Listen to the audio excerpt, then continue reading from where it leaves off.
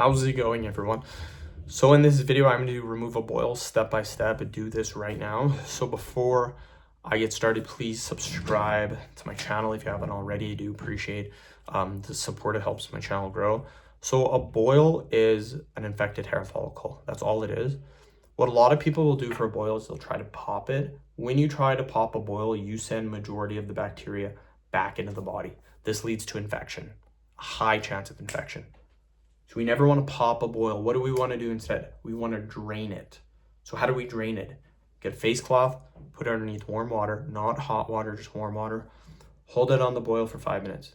After 5 minutes, get the face cloth, put it underneath warm water, hold on the boil again for another 5 minutes.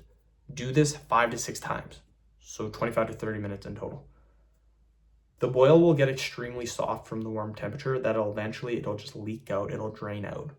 And that is all you have to do. This works. I've done it 8 times. It works every single time. End of video. Thank you guys so much for watching.